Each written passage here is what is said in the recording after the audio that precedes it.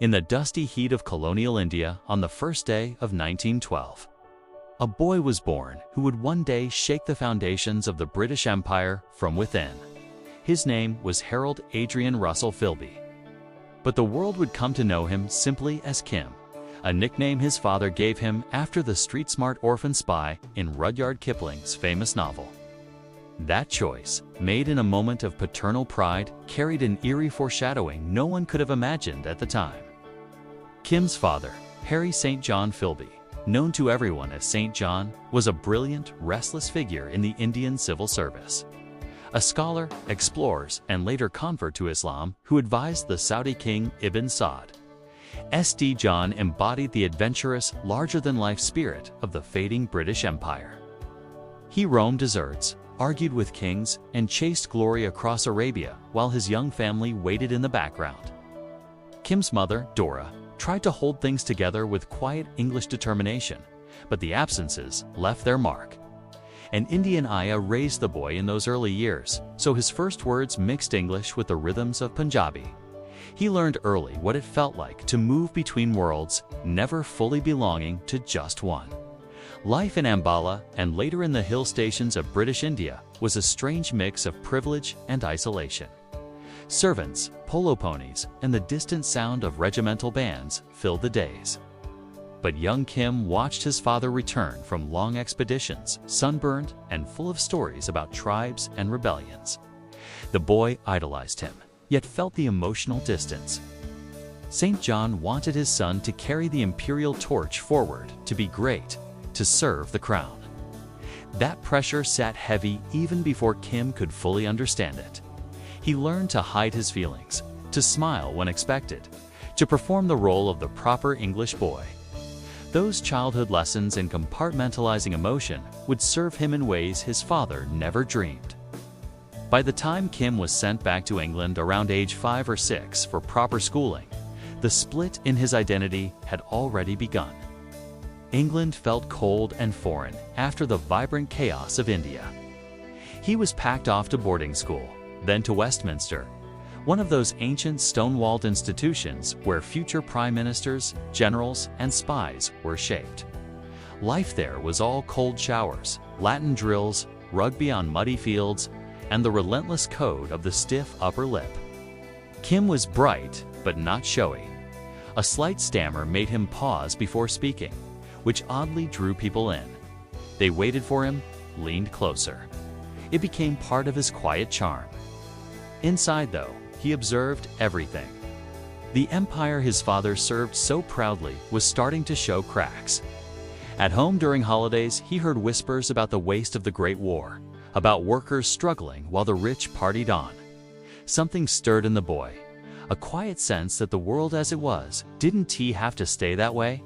He didn't shout about it. Kim never was one for slogans, but the seeds of doubt were planted deep. Then came Cambridge in 1929, Trinity College. The timing could not have been more perfect or more dangerous.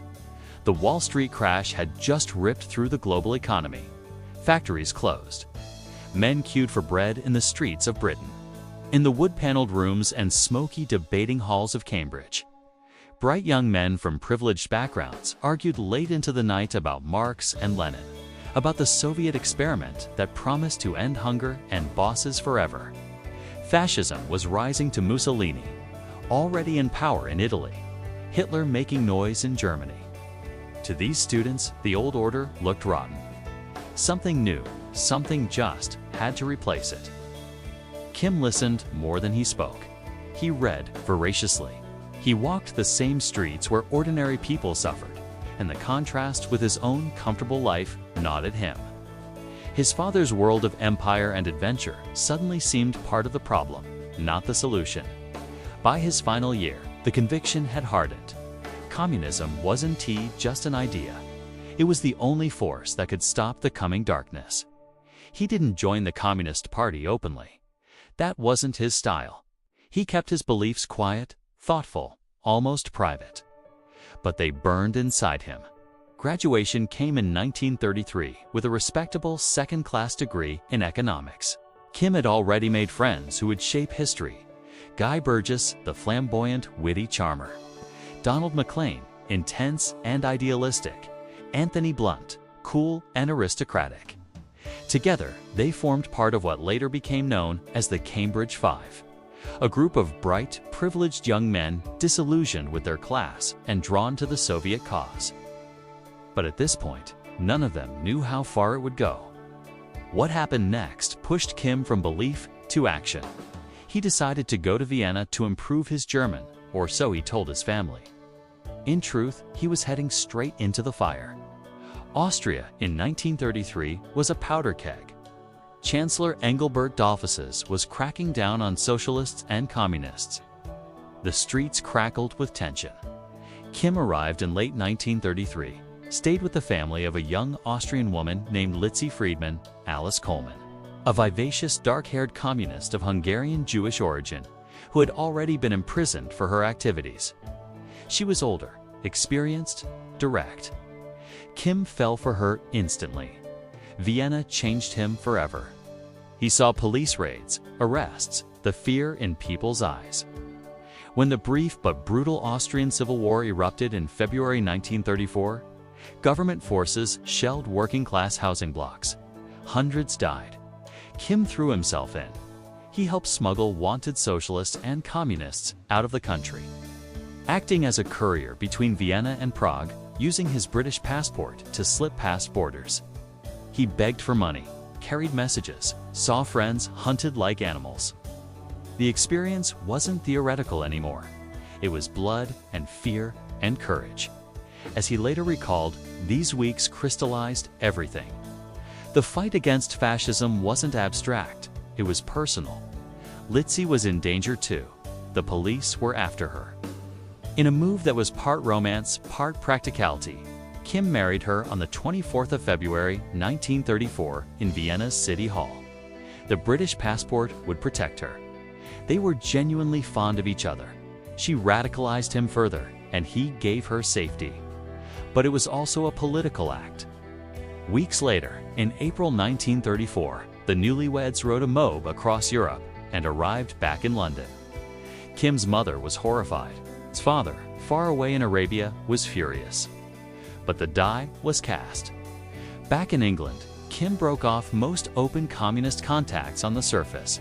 He needed to blend in. He took odd jobs in journalism, wrote reviews, tried to build a respectable cover. But Soviet intelligence had already noticed the promising young man from Cambridge. In May 1934, Litzi reconnected with an old friend from Vienna, Edith Tudorhart, an Austrian Jewish photographer and committed communist married to an Englishman. Edith was already working quietly for the Soviets. She saw Kim's potential immediately. The approach came in early June. Some accounts pin it to the 1st of July in the open air of Regent S Park on a warm London afternoon. Kim sat on a bench as instructed. A short, stout man with kind eyes, a soft Central European accent, and an air of quiet intelligence walked up. He introduced himself only as Otto. In reality, this was Arnold Deutsch, a brilliant Soviet illegal operative, psychologist, and one of the most skilled recruiters the NKVD ever had. Deutsch didn't rush. He didn't threaten. He talked about the fight against fascism, about how the world was sliding toward catastrophe, and how ordinary people were paying the price. Then came the words that changed Kim's life. Otto said something like this: "A man with your background, your education, your family connections, you could do far more for the cause working inside the system than any street activist ever could. You could help stop fascism at its source." Kim felt seen for the first time, not as a rich kid playing at revolution, but as someone who could actually shape history. He stammered a little, weighed the risk, and accepted. The first instructions were clear and careful. Break all visible ties with communist friends immediately. Build a new image, perhaps slightly right-wing, respectable, ambitious. Never write anything down. Meet only in safe places. Compartmentalize your mind like two separate rooms. The doors must never touch. Imagine the walk home that evening. Kim Philby, 22 years old, strolling through London streets with this new secret burning inside him. He loved his country, its language, its landscapes, its people. Yet he now believed the system itself was sick, poisoned by inequality and heading toward war. Betraying it, in his mind, wasn't treason. It was service to a higher cause. Still, the moral weight pressed on him. What about his family, his friends, his own future? That night, and many after, he must have lain awake, turning it over. But the belief held. He chose to go forward. The double life began quietly. Kim cut contacts as ordered. He worked as a freelance journalist, then landed steadier work. He and Litzy lived modestly. On the surface, he looked like any other bright young man of his class: tweed jackets, club lunches, polite conversations. Inside, he was learning the craft of secrecy. Otto met him several more times, always outdoors, always careful. They built trust slowly. Small tasks first. Observe this person. Remember that conversation. Notice who talks to whom. Kim learned to lie without flinching, to smile at people he would one day betray. The stammer helped. It made him seem harmless, a bit bumbling, the last person anyone would suspect. By 1936, Europe was darkening fast. Civil war broke out in Spain. General Francisco Franco rebelled against the elected Republican government backed by Hitler and Mussolini. For a committed anti-fascist like Kim, it was personal. But his handlers had other ideas. They wanted him to go in, not to fight for the Republic, but to pose as a pro-nationalist journalist. Build cover, get close, gather information. In February 1937, Kim traveled to Spain as a freelance reporter with supposedly right-wing sympathies. By May, he was filing for the Times from Franco's headquarters in Seville. He cultivated contacts among the nationalists, chatted with German advisors, asked endless polite questions. No one suspected the shy Englishman with the slight stammer who annoyed staff with his pedantic curiosity. He was wounded in a bombing near the front, shrapnel in the head and arm, and Franco himself awarded him a medal. The irony was perfect. A Soviet agent decorated by the fascists. It gave him unbreakable cover. While filing seemingly neutral, sometimes even sympathetic reports for British readers, Kim was quietly passing valuable fragments to his Soviet contacts. Details on German and Italian troop movements, weapons, tactics, morale. He got close enough to Franco's inner circle to observe security, personalities, decision-making. One account suggests he even helped scout for a possible assassination attempt on Franco, though the plan never materialized. Whether or not that specific mission succeeded, his presence in Spain proved his worth. He showed he could live the lie under pressure in a war zone, with real bullets flying. Back in London between trips, the psychological strain was growing. Litzy knew parts of the truth, but even she was kept in compartments. Kim drank more to steady his nerves. He missed the open idealism of Cambridge days. Some nights, the doubt crept in. Was he a hero fighting for the future, or a traitor destroying his own world? He pushed it down. The cause still felt bigger than the guilt. The poor of the Depression, the dead in Vienna, the children bombed in Spain, they demanded action. And he was acting. By the late 1930s, as war clouds gathered over Europe, Kim Philby had transformed. The idealistic Cambridge student was gone. In his place was a disciplined, patient operative. He had a double identity now: the charming, slightly boozy journalist on the surface, and the committed Soviet agent underneath. He had handled his first real missions, survived danger, built trust with his handlers. The foundations were laid. The stakes were about to rise dramatically. The world was sliding into the greatest conflict in history, and Kim Philby was perfectly positioned to play a role no one yet suspected. But that, as they say, is a story for another chapter. This journey into the shadows of history has gripped you. If you've felt the tension, the moral weight, the human cost of these choices, then do me a favor right now. Hit that like button if you're still here. Subscribe and turn on notifications so you never miss these deep, true stories. Share this with someone who loves real-life intrigue, and drop a comment below telling me exactly where in the world you're watching from tonight. London, New York. Somewhere in the hills of Pakistan. A late-night cafe in Berlin. I read every single one. It means the world to know who's traveling these roads with me. This story is based entirely on declassified historical records, memoirs, interviews, and established scholarship about the life of Kim Philby. It is presented purely for educational and documentary purposes, to explore the complex forces that shape individuals and history. This channel does not endorse, glorify, or encourage espionage, treason, or any illegal activities. We simply examine the human realities behind the headlines so we can all learn from the past. Thanks for staying with me through every twist. Stay curious, stay thoughtful, and I'll see you in the next one, where the shadows only deepen. The stakes were about to rise dramatically. The world was sliding into the greatest conflict in history, and Kim Philby was perfectly positioned to play a role no one yet suspected. September 1939. German tanks rolled into Poland. Britain declared war. London blacked out its windows and braced for the Blitz. For a young man who had already risked his life smuggling comrades out of fascist Vienna and posed as a Franco sympathizer in the blood-soaked hills of Spain, the call to serve felt almost inevitable. But Philby's path into British intelligence was not the straightforward patriotic rush of most recruits. It was engineered, quiet, and devastatingly effective. Through his old Cambridge friend Guy Burgess, flamboyant, indiscreet on the surface, but every bit as committed to Moscow, Philby secured an introduction to Section D of the Secret Intelligence Service, the Sabotage and Irregular Warfare Branch that would soon spin off into the Special Operations Executive. In the summer of 1940, with the Battle of Britain raging overhead, he walked through the unmarked doors off Broadway.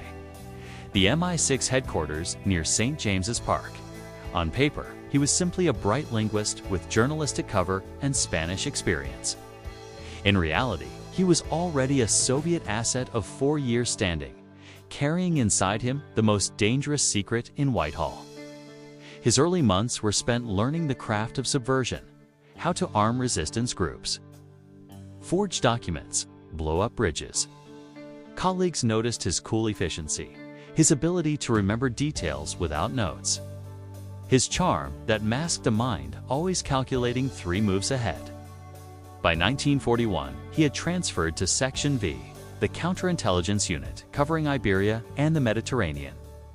There, under the formidable Felix Cowgill, he handled real agent networks, read decrypted messages, and saw the inner machinery of Britain's war against the Axis.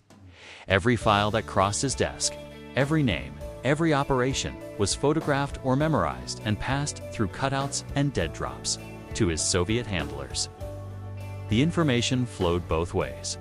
Genuine intelligence that helped the Allies, mixed with careful omissions and occasional misdirection that protected Moscow's interests. Picture him in those wartime years, late 30s now, slightly heavier. The stammer still there but under control, always with a cigarette and a half smile. He lived in a modest flat with Litzy, though their marriage had become more political convenience than passion.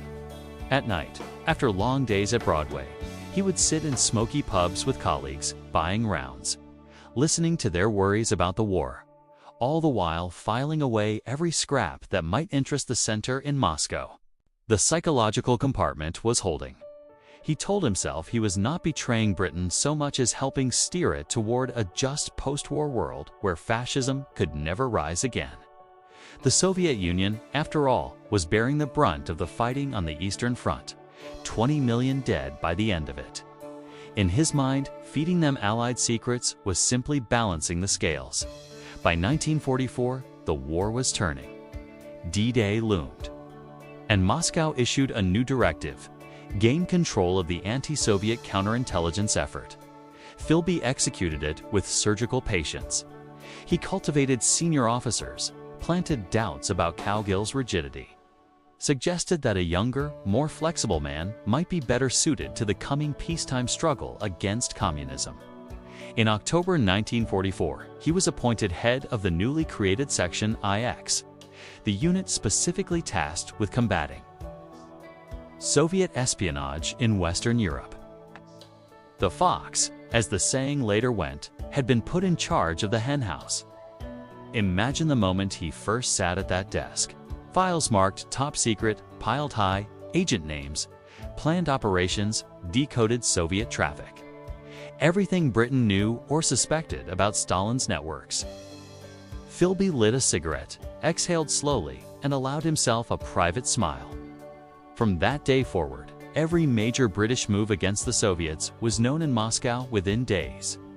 He could warn agents, protect networks, and shape policy itself. The power was intoxicating and terrifying. One wrong glance at a file, one careless word in a meeting, and the entire edifice would collapse. The strain began to show in small ways. He drank more gin and tonics at the club, whiskey at home.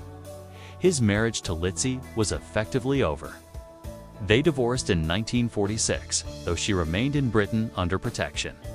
He married Eileen Furse in 1946, a warm, fragile woman who had worked in I6's registry. They had 5 children. On the surface, Philby was the devoted family man, the rising star of the service. Inside, the double life was becoming a heavier weight. Late at night, after Eileen had gone to bed, he would stare at the ceiling and wonder how long the compartments could hold. "I was serving a higher cause," he would later write. But the words never quite silenced the quieter voice, asking what kind of father, what kind of husband betrays the world his children will inherit. In 1945 came one of the closest calls of his career, the Volkov affair. Konstantin Volkov, a senior NKVD officer in Istanbul, walked into the British consulate and offered to defect. He promised the names of 9 Soviet agents inside British government, including one who was head of a section of British counter-espionage in London. That was Philby, the telegram. Reached London. Philby, as head of Section X, was asked to handle the case personally. He delayed, citing weather, paperwork, anything. He flew to Istanbul himself. By the time he arrived, Volkov and his wife had been bundled onto a Soviet plane, drugged, bandaged like hospital patients, and flown back to Moscow for execution. Philby returned to London with a perfectly straight face and a plausible story about Soviet surveillance. The near miss left him shaken, but also bolder. He had survived the ultimate test. Post-war Britain was exhausted, rationed, rebuilding. The Cold War was beginning. In 1949, Philby received the plum posting every intelligence officer dreamed of, Washington, as chief MI6 liaison to the CIA and FBI. He arrived with his family, settled into a comfortable house, and quickly became the social hub of the Anglo-American spy world. He lunched regularly with James Jesus Angleton, the brilliant, obsessive CI, a counterintelligence chief. They swapped stories, shared whiskey, built what seemed a genuine friendship. Angleton trusted him completely. Meanwhile, Philby was passing virtually everything: NATO plans, CIA operations, the names of agents being run into Eastern Europe. The most damning betrayal came in the mountains and coastal inlets of Albania. Britain and America had launched Operation Valuable, a secret plan to infiltrate anti-communist guerrillas into Enver Hoxha's Stalinist regime, spark an uprising, and roll back communism in the Balkans. Philby sat in on every planning meeting in Washington. He knew the drop zones, the radio frequencies, the exact identities of the royalist fighters being trained in Malta and Cyprus. He passed it all to Moscow. The Albanian security services were waiting. Almost every infiltrator was captured or killed. Hundreds died. Philby later admitted he felt no regret. In his eyes, they were reactionaries trying to restore a feudal king. But the human cost was real. Young men shot on beaches, families left grieving in refugee camps. The operation's total failure became one of the first great disasters of the Cold War, and no one in Washington or London suspected the charming British liaison who had helped plan it. Then, In May 1951, the storm broke. Guy Burgess and Donald MacLean, two more of the Cambridge Circle, were about to be interrogated. Philby, still in Washington, saw the telegrams. He knew the net was closing.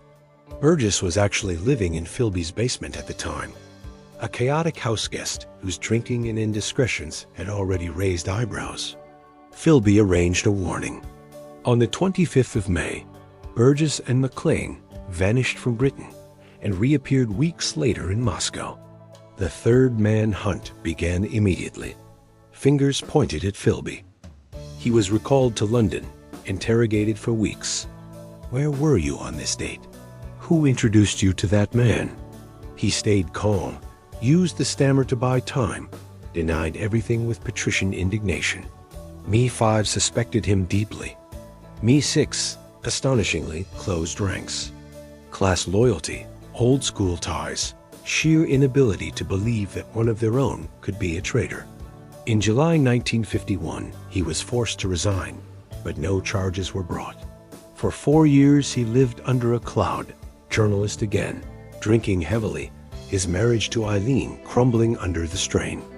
She suffered breakdowns, accused him of vague betrayals she could not name. In 1957, she died. Heart failure, the coroner said, but many who knew her whispered suicide. Philby buried the guilt and kept moving. Publicly cleared by Foreign Secretary Harold Macmillan in 1955, no evidence. He was allowed to rebuild. In 1956, he arrived in Beirut, the glittering, intrigue-soaked capital of the Levant. Officially a correspondent for The Observer and The Economist. Unofficially, MI6 asked him to keep an eye on things. Old friend Nicholas Elliott, now station chief, welcomed him back into the fold. Philby married Eleanor Brewer, an American, and seemed to settle into a new life of terrace lunches, whiskey, and low-level reporting. But he was still active. Small pieces of information still crossed to Moscow when opportunities arose. The double life had become almost comfortable again, or so it seemed. The psychological toll, however, was relentless. He missed his children in England. The drinking escalated. Friends noticed black moods, sudden silences. In quiet moments, he must have asked himself the question every long-term mole eventually faces. Was it worth it? The Soviet Union he had served so faithfully was revealing its own horrors. Stalin's purges, the Gulag, the crushing of Hungary in 1956. Yet he pushed the doubts away. In his mind, the West was no better. Colonial wars, McCarthyism, the nuclear arms race. He had chosen his side and would see it through.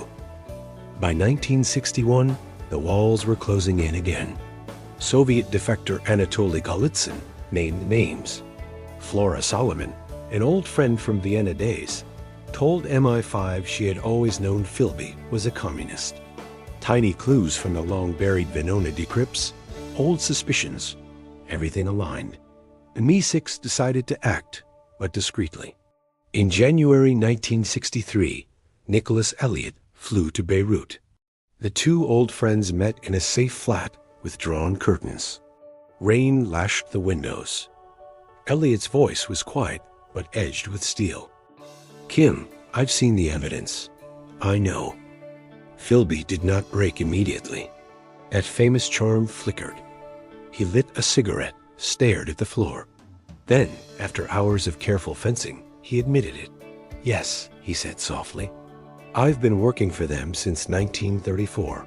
He gave a partial confession, stopping conveniently around 1946, claiming he had woken up one day and stopped.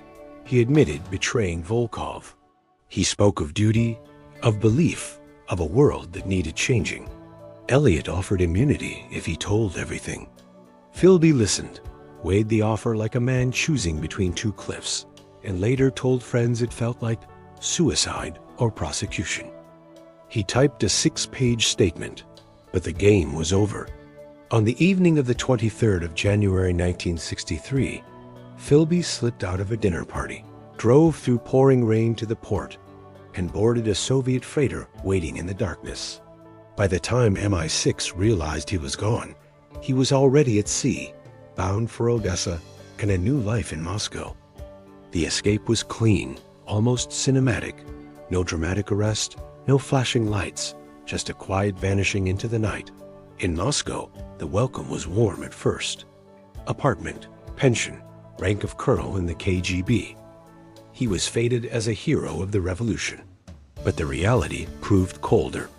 The first years were shadowed by suspicion, even from his own side. Too successful, too long in the West. He tried to kill himself. He drank more than ever. He wrote his memoir, My Silent War, a careful justification that portrayed every betrayal as service to humanity. I did what I thought was right, he insisted in later interviews.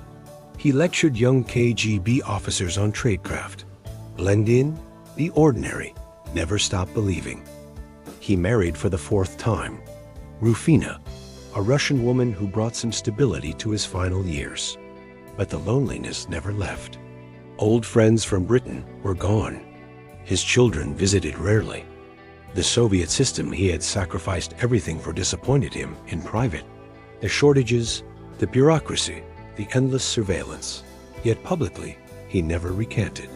To the end, he maintained he would do it all again. Kim Philby died on the 11th of May 1988 in Moscow, aged 76. He was buried with honors in the Kuntsevo Cemetery. A hero to some, a traitor to others. The British government, still embarrassed, said little. The scandal had already done its damage years earlier.